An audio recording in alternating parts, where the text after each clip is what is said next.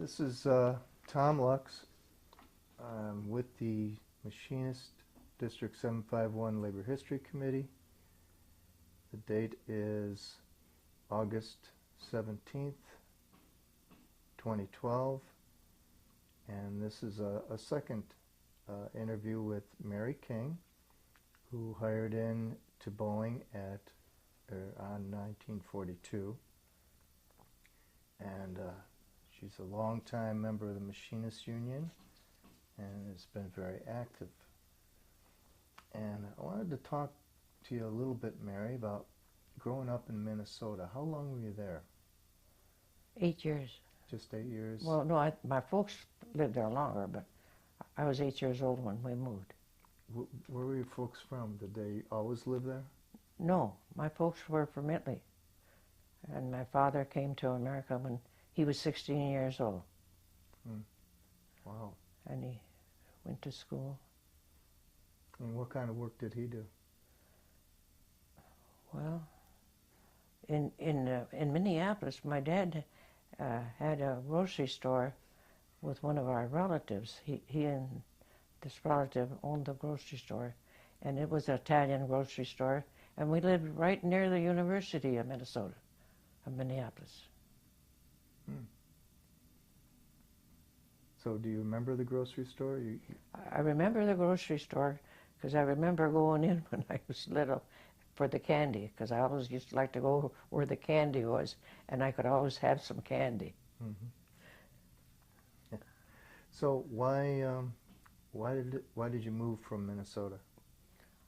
Well, the reason we moved is because my father and his sister were the only two living, because their parents died by the time my dad was 5 years old in Italy. And then my aunt lived in California, and her husband was sick, and she kept writing to my dad and telling him to come to California because it was just like Italy. They had the fruit there and everything, and the sun, and so that's the reason we then moved to California. Now it's when you were about 8? I was 8 years old. Yeah. Being from Italy, did your dad make wine or anything? Oh yes, lots of wine. We had a basement full. So, tell me about the wine. Well, my brother and I used to help him pick the grapes, because my dad had his boxes all made there in Colusa where we lived, and he had his name printed on them even. And so we'd fill the boxes with grapes, and he'd put them on the truck, because he had a truck. And then he'd take them home, and then he had a press, an electric press in the basement where he'd process the grapes and put them in this bin to ferment. And gee, they used to really gather the bugs too. I can remember those bugs flying all over. But anyway, he made a lot of wine. Red wine, white wine, anything he wanted to drink. Did you ever taste any? Oh, all the time. We had wine all the time. Even as a kid? At the table, we always had to drink a glass of wine because my mother insisted that we had to drink the wine. Was it good? Yeah, well, sometimes it was better than others, depending on what we were drinking.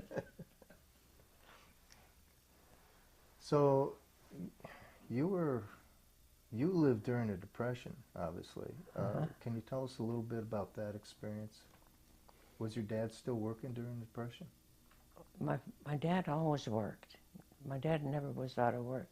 And we never really were hurting like some people were.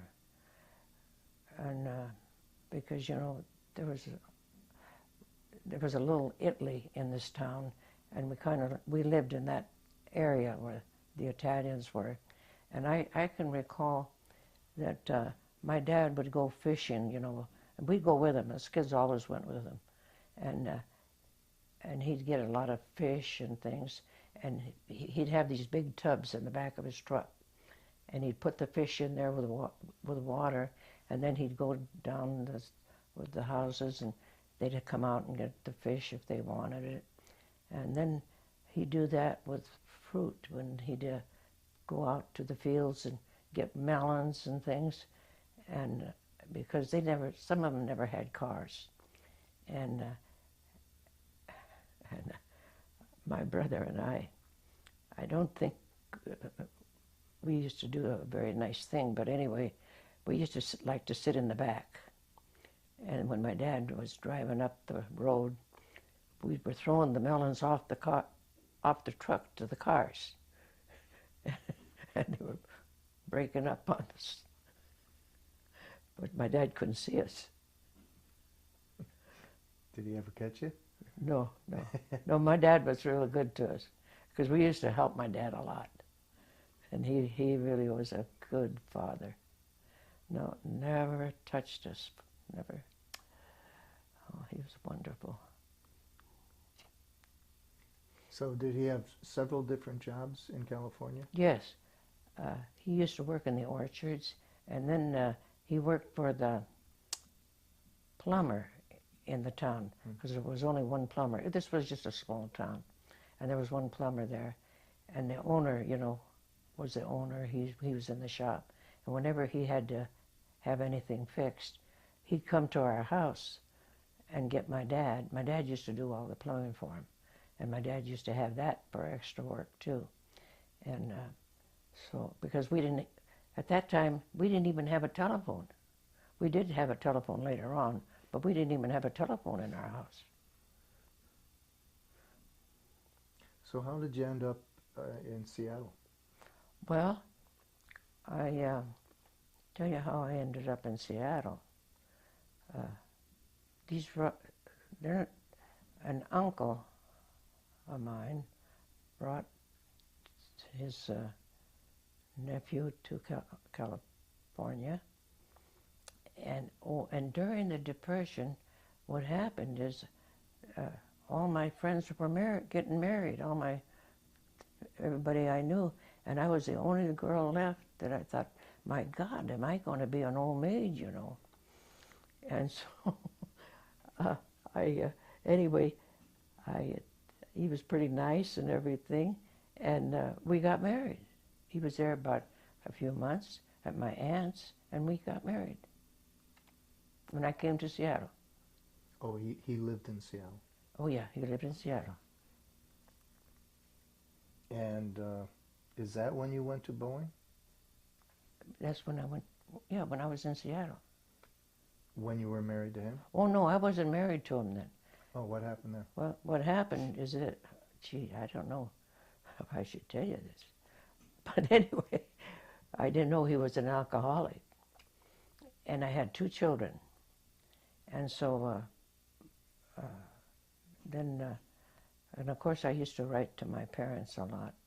And I used to tell my parents about how he'd come home drunk and how he'd stay in the tavern, and then I'd have to call Mabel, because she used to own the tavern, to send him home.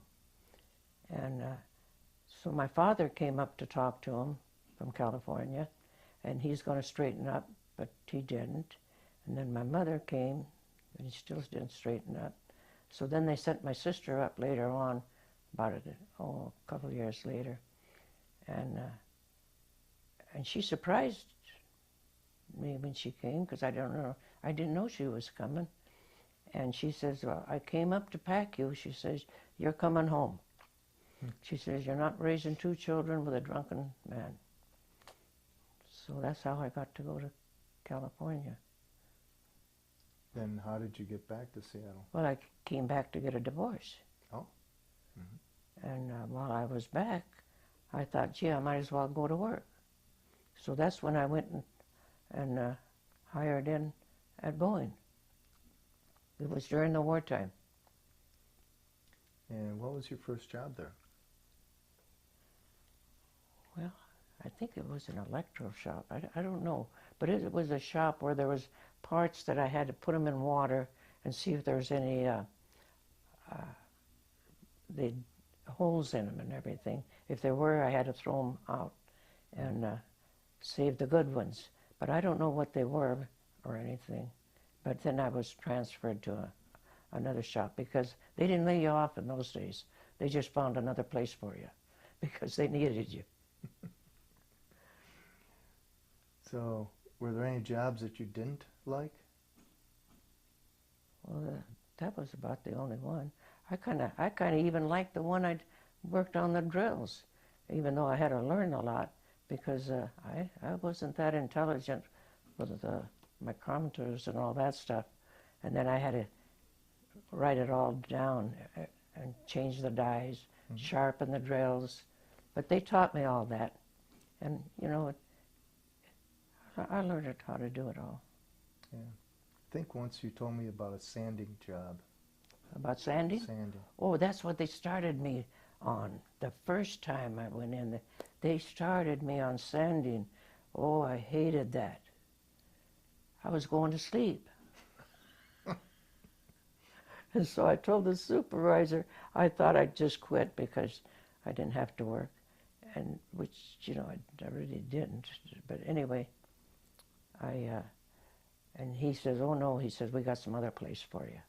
So he moved me.